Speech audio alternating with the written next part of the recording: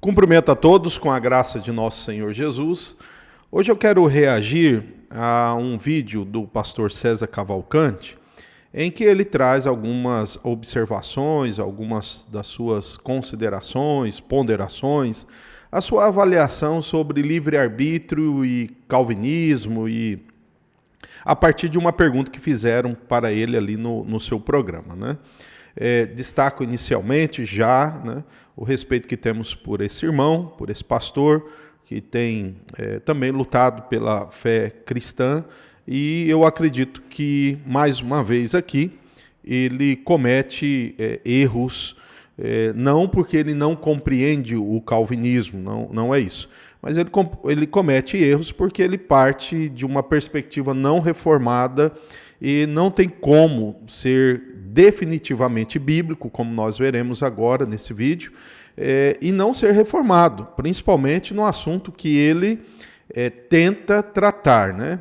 Recentemente ele fez um vídeo também que disse que ele gostaria de ver na prática mesmo, né, se nós iríamos dizer que Deus é o regente de todas as coisas diante dos problemas da humanidade. Bom, enfim, vamos ver o que ele comenta aqui, mediante essa pergunta, e eu vou fazendo algumas observações também, tá?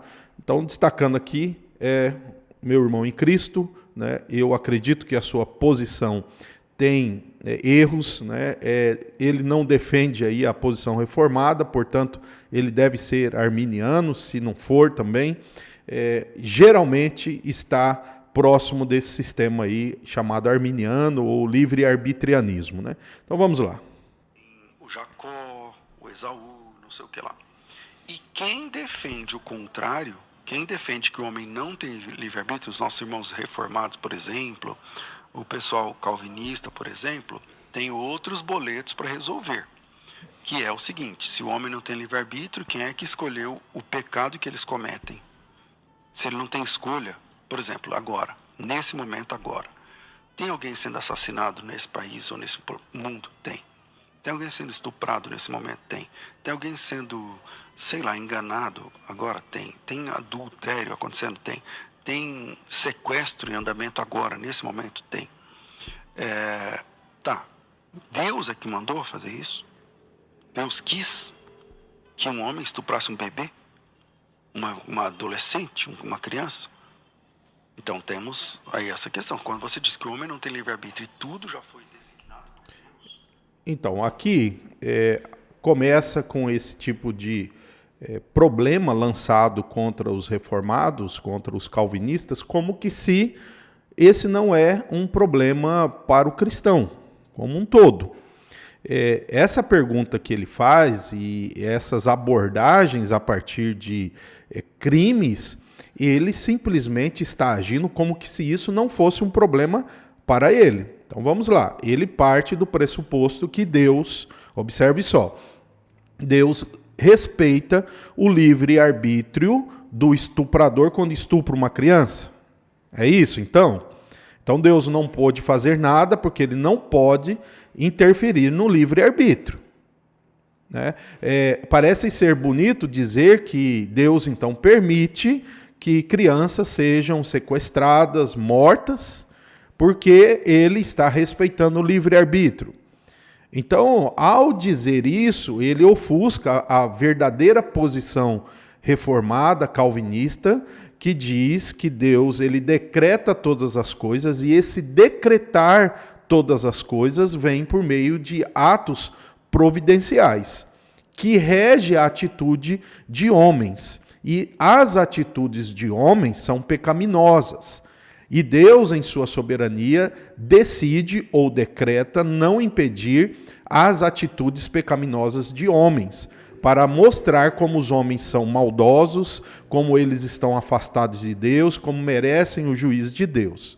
Essa é uma posição reformada, essa é uma alternativa da perspectiva reformada. Fica com esses boletos que ele vai dizer, é óbvio, né? A teodiceia, a questão do problema do mal, não é solucionado de forma tão fácil. Mas ele age como que se esse não fosse um problema dele.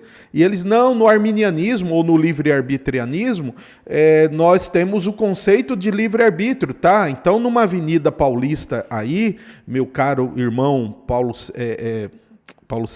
César Cavalcante, você permitiria na Avenida Paulista, em São Paulo, uma criança de 2 anos atravessar porque ela não quis pegar na sua mão? Então, veja, o problema, meu irmão, é o mesmo. Né? Acontece que na perspectiva reformada, nós chamamos isso de decreto, porque todas as decisões de Deus, ele já decretou fazê-la, e ele também rege a maldade do homem. Então não é ele que infunde a maldade no homem, mas ele impede, ele governa, ele cerceia, ele permite. Então é dessa forma, nessa perspectiva. E aí quando você coloca isso aqui, você também não resolveu um problema. Né? Então, convenhamos, não é assim que resolve o problema, dizendo que esse problema é só do outro. Enquanto você também tem, já que você é um cristão bíblico, certo? Já que você é alguém que crê na ação de Deus. Então vamos continuar aqui. Tem vários boletos aí para resolver, tá certo? Então, a gente não tem que buscar o caminho mais fácil, a gente tem que buscar o caminho mais bíblico. E aí, o exercício, o Robson, hoje teve a Rubenita e agora o Robson. O exercício é pensarmos, entendermos como é que a Bíblia apresenta Deus nas Escrituras. A Bíblia apresenta Deus e a relação de Deus com a humanidade como? Por exemplo, a relação de Deus com o homem é uma relação de anuência ou uma relação de determinação? Determinação ou anuência. Ou seja, tudo está determinado por Deus, tudo, inclusive os pecados das pessoas, é isso que a Bíblia diz? Ou é uma relação de anuência? Deus não concorda, inclusive, com algumas coisas que os homens fazem. Então vamos partir para a realidade da Bíblia. Na minha compreensão bíblica, a relação de Deus com a humanidade não compreende determinação full time, o tempo todo determinação. Tudo é decreto, tudo está determinado por Deus. Por quê? Porque os boletos que vêm na sequência são pesados demais, numerosos demais e contradizem o todo das Escrituras. Por exemplo, Deus determinou a queda, Deus determinou o pecado, Deus determinou ao Adão que comesse da fruta. E se Deus determinou, por que ele pediu para o Adão não comer? Ele chamou o Adão e disse, não coma, mas secretamente ele já tinha determinado que comesse. Então é mentira de Deus. Então vamos ver se ele de fato segue essa questão. Não é o caminho mais fácil, mas é o caminho da Escritura. Será mesmo, pastor César, que o caminho da Escritura é o mais fácil ou o mais difícil? Né? Porque quando você tenta resolver as coisas em uma suposta subordinação divina ao livre-arbítrio, você não está apresentando nenhuma verdade bíblica. Tá? Então nós vamos ler algumas coisas aqui da Escritura, porque você disse que não concorda em um gerenciamento de Deus a todo tempo, uma determinação de Deus a todo tempo, sobre todas as coisas. Né? Então eu vou ler aqui, por exemplo, olha só as palavras minuciosas de Jesus a respeito do governo de Deus, em Mateus capítulo 10 e os versículos 29 ao 31. Olha só o que Jesus disse. Não se vendem 2 pardais por uma moedinha, entretanto nenhum deles cairá no chão sem o consentimento do Pai de vocês. E quanto a vocês, até o cabelo da cabeça de vocês estão contados, todos contados. Portanto, não temam, vocês valem bem mais do que muitos pardais. O que Jesus está mostrando? Do cuidado soberano e paternal de Deus. Agora, esse cuidado soberano e paternal de Deus, pastor César, permite com que esses que Deus cuida e com todo o cabelo sejam trucidados ali no Coliseu, né, nas mãos dos soldados romanos, nas mãos daquele período de perseguição. E aí? Isso daqui é um boleto? É um boleto alto a se pagar, né? Eu escrevi esse livro aqui, ó, Calvinismo Puro e Simples, pela Livraria Cristã Emerick. Nesse livro eu trago várias passagens bíblicas onde eu provo a ação soberana de Deus sobre todas as coisas. E eu quero ler aqui alguns textos e vamos ver se o caminho é bíblico ou se é o mais fácil ou se é o mais difícil, né? E quais os boletos vamos conseguir pagar com as Escrituras, né? Então vamos lá. Por exemplo, aqui na página 36 do livro eu trago aqui vários textos sob o seguinte título, né? Deus planeja e age, não apenas prevê o futuro. E, por exemplo, um texto que cito aqui, o Salmo 139, 16. Os teus olhos viram o meu corpo ainda informe, e no teu livro todas estas coisas foram escritas, as quais em continuação foram formadas, quando nem ainda uma delas havia. Capítulo 5 de Apocalipse, o versículo 1 e 2. Vi na destra do que estava sentado sobre o trono um livro escrito por dentro e por fora e selado com 7 selos, né? Temos aqui ainda Gênesis 45, 7 e 8. Pelo que Deus me enviou adiante de vós, para conservar vossa sucessão na terra, para guardar-vos em vida por um grande livramento. Assim não fostes vós que me enviaste para cá, senão Deus que me tem posto por pai de Faraó. Palavras de José. Continuando ainda. Deus dizendo, eu, porém, sei que do Egito não vos deixará ir, o rei do Egito não vos deixará ir. Então, mostrando que a dureza também vem do coração de Faraó. Mas Deus também diz várias vezes, eu lhe endurecerei o coração para que não deixe o povo ir. Então, a relação de Deus com Faraó foi não amolecê-lo. A relação de Deus com o Faraó foi não impedir o seu endurecimento. Por isso que a Escritura diz que Deus endureceu, porque ele era pecador. Então Deus decidiu não impedir essa manifestação. Aliás, o próprio texto em Êxodo, capítulo 10, é muito interessante, porque é o seguinte, você mesmo questionou, como que Deus determinou uma coisa e depois impediu, né? A determinação de Deus em não impedir que Adão pecasse, né? Por seu plano e propósito, obviamente, e porque Deus proibiu. A mesma coisa nós podemos encontrar em Êxodo, capítulo 10. Êxodo, capítulo 10, a palavra diz assim, ó, o Senhor disse a Moisés, vá falar com Faraó, porque lhe endureci o coração e o coração de seus oficiais, para que eu faça esses sinais no meio deles, e para que você possa contar aos seus filhos e aos filhos de seus filhos, como zombei dos egípcios e quantos sinais fiz no meio deles, e para que vocês saibam que eu sou o Senhor.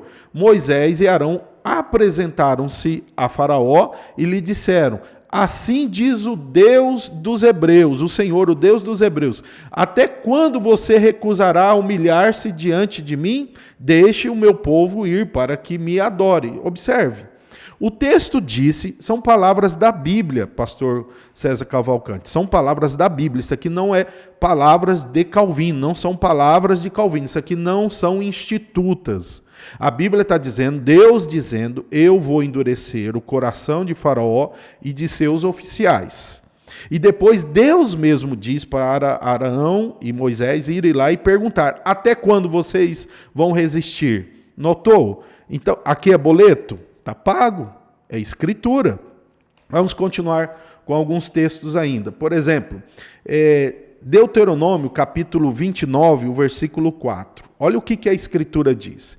Porém, não vos tem dado o Senhor um coração para entender, nem olhos para ver, nem ouvidos para ouvir até o dia de hoje.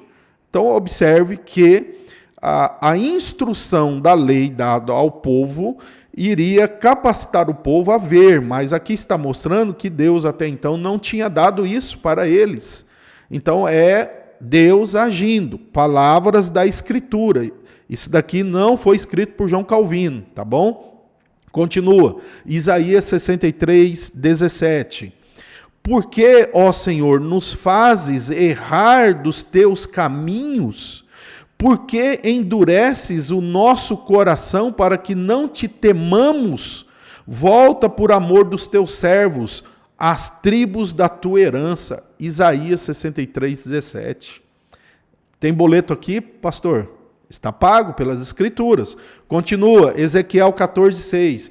Portanto, dize à casa de Israel, assim diz o Senhor Deus, convertei-vos, tornai-vos dos vossos ídolos, e desviai os vossos rostos de todas as vossas abominações. Então note, Deus converte e Ele exorta aqueles que o ouvem a se converterem.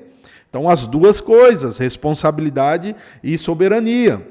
A Escritura, no mesmo livro de Ezequiel, diz: eis que abrirei os vossos sepulcros e vos farei subir das vossas sepulturas, ó povo meu, e vos trarei à terra de Israel.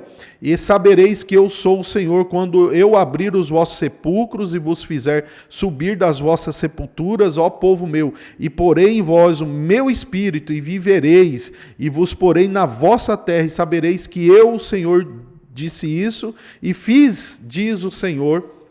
Ezequiel capítulo, como lemos, capítulo 37, 12 ao 17. Continuando, Deuteronômio capítulo 32, versículo 20. Esconderei o meu rosto deles e verei qual será o seu fim. Porque são geração perversa, filhos em quem não há lealdade. Então, notando, Deus deixando as pessoas em seus pecados. Continua ainda o Salmo 81, 12. Portanto, eu os entregarei aos desejos dos seus corações, e andaram nos seus próprios conselhos. Salmo 81, 12. Deus deixando também. Outro texto, Romanos 1, 24, 25. Portanto, isso também Deus os entregou a concupiscências de seus corações, as imundícias. Ou seja, Deus punindo pecadores, entregando eles ao pecado. E aqui tenho várias outras passagens, mas tem uma que eu acho bem apropriado aqui apresentar. Por exemplo, Deus provoca situações más, e compreendemos isso, que é um decreto de Deus, em que ele usa a maldade do homem para os seus propósitos. Esse usar a maldade do homem não é colocar no homem o mal, colocar no homem a malignidade, o pecado, a impiedade, nada disso. É Deus agir e governar conforme os seus propósitos. Se tem boleto aí, a Escritura paga, tá bom? Então vamos lá, observe só, Josué 11, 20, diz assim: porquanto do Senhor vinha o endurecimento dos seus corações para saírem à guerra contra Israel, para que fossem totalmente destruídos e não achassem piedade alguma, mas para os destruir a todos, como o Senhor tinha ordenado a Moisés. Então veja, Deus endureceu o coração de inimigos de Israel para punir esses próprios inimigos por meio dos exércitos de Israel. Continuando, Juízes 3:1. Estas, pois, são as nações que o Senhor deixou ficar para por elas provar Israel. Então aqui, ó, Deus está determinando as coisas. Deus está agindo. Continua, Juízes 3:4. Estes, pois, ficaram para que por eles, já li, né, provar Israel, o mesmo texto de cima. Juízes 9:23. Enviou Deus um mau espírito entre Abimeleque e os cidadãos de Siquém, e estes se houveram aleivosamente contra Abimeleque. Então, um mau espírito ali para acontecer isso. Deus agindo ali. Continua ainda um texto que acho ser muito importante para esse debate, né? Porque nós sabemos que Deus ele proibiu o seu povo de ter alianças matrimoniais com adoradores de deuses falsos. E a Bíblia diz que Sansão se apaixonou por uma mulher entre os filisteus. Mas olha só o que a Bíblia diz. Vamos ver se tem boleto aqui. Juízes 14, 2 ao 4. Diz assim: subiu e declarou a seu pai e a sua mãe, e disse: vi uma mulher em Tínate, das filhas dos filisteus. Agora, pois, tomai-ma por mulher, pois seu pai e a sua mãe lhe disseram. Porém, seu pai e sua mãe lhe disseram, né, a Sansão: não há, porventura, mulher entre as filhas de teus irmãos, nem entre todo o teu povo, para que tu vá tomar uma mulher dos filisteus, daqueles incircuncisos? E disse Sansão a seu pai: toma-me esta, porque ela agrada aos meus olhos. Agora olha o detalhe. Mas seu pai e sua mãe não sabiam que isto vinha do Senhor, pois buscava ocasião contra os filisteus, porquanto naquele tempo os filisteus dominavam sobre Israel. Olha só, o texto diz aqui que o interesse de Sansão por uma mulher filisteia, desobedecendo a vontade revelada, veio do Senhor, portanto, a determinação de Deus. Como é que veio do Senhor? Deus não impediu que o coração carnal e pecaminoso de Sansão se interessasse por aquela mulher, e Deus então agiu por meio disso para trazer uma punição sobre os filisteus. É Bíblia. Tem boleto aqui, está pago. Continua. Outro texto, né? Aqui, deixa eu ver qual é, de Crônicas, 2 Crônicas 25, 20. Porém, Amazias não lhe deu ouvidos, porque isto vinha de Deus, para entregá-los na mão dos seus inimigos, porquanto buscaram os deuses dos edomitas. Então veja, Deus endurecendo pessoas mais uma vez. Continua ainda.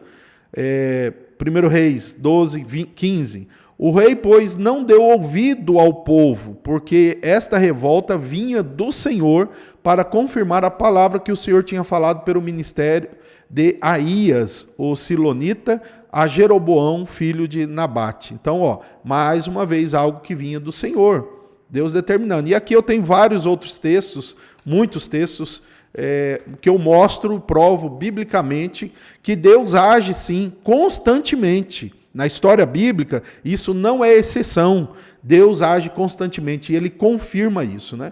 Inclusive, nós temos uma passagem que é bem conhecida lá em Reis, quando o Senhor consulta aqueles espíritos que iriam enganar Acabe. Então, Deus disse que iria acontecer aquilo. Mas eu quero concluir, porque são vários textos bíblicos, talvez um dia eu pudesse aqui, né, trazer todos eles, mas é difícil. Mas eu quero apontar para o pastor César Cavalcante o pior crime da humanidade. Qual é, pastor César Cavalcante? O pior crime da humanidade. Não é, de fato, por pior que seja, né, o que é feito contra crianças, contra pessoas, nações, etc. Sabemos que tudo isso é horrível. Mas o pior crime, o pior pecado da humanidade foi ter matado Jesus, certo? O puro Filho de Deus, o santo Filho de Deus. E olha só o que a Escritura diz. Vamos ver se tem aqui algum boleto, né? Fica algum boleto aqui? Então vamos lá, pensando. Quem matou Jesus cometeu pecado, certo? E um grande pecado. E esses que mataram Jesus, se não se arrependeram, irão também ser punidos. Concorda comigo? Tá? Eles serão punidos eternamente. Aqueles soldados que mataram Jesus, os que entregaram Jesus, se eles não se arrependeram lá, não se converteram, eles irão ser lançados no inferno por causa desse terrível pecado que cometeram contra o Filho de Deus. Então, olha só o que a Escritura diz. Em João 19, 11. Respondeu Jesus, respondeu para Pilatos: nenhum poder terias contra mim, se de cima não te fosse dado. Mas aquele que me entregou a ti, maior pecado tem. Então, observamos aqui, Jesus dizendo para Pilatos que Pilatos só tinha poder sobre ele, porque do alto foi concedido. Ou seja, Deus, então, em seu decreto, permitiu isso. Mas aquele que entregou para Pilatos, não Deus, obviamente, mas o agente humano, tem maior pecado que Pilatos. Olha só. Então, aí aquele problema, né, que o pastor César levantou. Tem boleto aqui? Bom, então tem boleto. Deus concedeu para Pilatos aquilo que Deus vai cobrar de quem entregou para Pilatos? Estranho? Não, isso aqui não é estranho. Não é assim que raciocinamos contra a Escritura, mas nós vamos nos submeter às Escrituras. Então, continua agora sobre a morte de Jesus. Atos 2, 23. A este que vos foi entregue pelo determinado conselho e presciência de Deus, prendestes, crucificastes e matastes pelas mãos de injustos. Então, observe, Deus determinou a entrega de Jesus por sua presciência, mas os que fizeram isso o mataram, né? Eram pessoas injustas, né? E aí o texto em Atos 4, 27 e 28 diz: porque verdadeiramente contra o teu santo filho Jesus, que tu ungistes, se ajuntaram não só Herodes, mas Pôncio Pilatos, com os gentios e povos de Israel, para fazerem tudo o que a tua mão e o teu conselho tinham anteriormente determinado para que se faça, para que se havia de fazer. Olha só, pastor, está dizendo que o que eles fizeram contra Jesus, que foi um pecado, só aconteceu porque a mão do Senhor conduziu isso, o conselho de Deus anteriormente determinou isso. E aí, é um boleto para se pagar? A Escritura já garantiu que o boleto está pago, temos que nos submeter à Escritura. Então, assim, quando o Senhor disse também mais para frente, ou já disse, né, eu acho que eu acabei ouvindo, e os supralapsarianos, não, reformado é reformado. Os supralapsarianos, eles têm uma concepção da ordem dos decretos que Deus determinou primeiro a entrada do pecado, certo? Os infralapsarianos, né? Determinou primeiro permitir a entrada do pecado para depois determinar a eleição dos perdidos. O supralapsariano inverte essa ordem. Ele então primeiro elege e depois ele determina a entrada do pecado por meio da ação livre do homem. É um debate complexo entre, digamos aí, a alta filosofia calvinista, mas isso não vem ao caso, porque nenhum reformado vai dizer que Deus é autor do pecado, nem autor do mal. E, aliás, isso daqui está tão simples aqui na confissão de fé, e eu fico realmente incomodado com pessoas que têm documentos oficiais reformados, e não é só esse, a confissão de fé de Westminster, no capítulo Decretos de Deus e no capítulo Providência de Deus, nega que Deus é autor do pecado. O próprio Sínodo de Dort nega que Deus é autor do pecado. Existem outras confissões que negam que Deus é autor do pecado, está muito claro, implícito isso, e as pessoas insistem ainda em tentar colar essa imagem nas costas aí dos calvinistas. Então, fica aqui a minha reação ao vídeo do pastor César. Livre-arbítrio não resolve o problema do mal, não resolve, sabe? Eles somente protelam a resposta, né? Eles vão ter que responder que Deus respeitou o livre-arbítrio do criminoso, do estuprador, do assassino, do maldoso, para que Deus não fosse injusto e impedisse o livre-arbítrio do maldoso, né? E aí o problema continua o mesmo. E o livre-arbítrio da criança, da mulher, do homem, da pessoa, da nação, né? Não foi respeitado? Então, assim, a complexidade não é assim facilmente solucionada.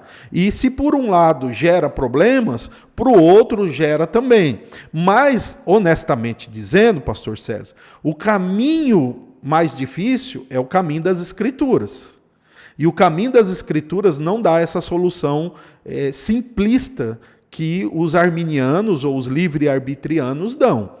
é muito mais complexo, então realmente não é o caminho mais fácil, tá? O caminho das Escrituras é aquele que irá desafiar-nos a submeter a nossa mente, o nosso raciocínio, o nosso coração diante das Escrituras. E temos certeza que Deus continua sendo justo, amoroso, bom, santo, agindo soberanamente da maneira que a Escritura coloca que ele age. Por isso que nós temos a grande verdade bíblica da providência divina e um livro como o livro de Apocalipse. Mais adiante, você até diz que não tem nem sentido ter o profetismo se Deus determinou todas as coisas. Ora, aí sim que mostra que Deus determinou todas as coisas, porque se ele usa homens para dizer para todos o que vai acontecer no futuro, é porque o futuro é dele. Ele que escreve a história, ele não está como um coadjuvante da história e nem como um espectador da história. Apocalipse é um livro que prova isso. A história está escrita ali até o fim, e o Cordeiro tem na sua mão essa história. Tá? Então essa é a minha reação a esse vídeo. Que Deus abençoe o pastor César, que o Senhor ilumine a sua vida e a sua família e a sua saúde em Cristo Jesus. Deus abençoe a todos.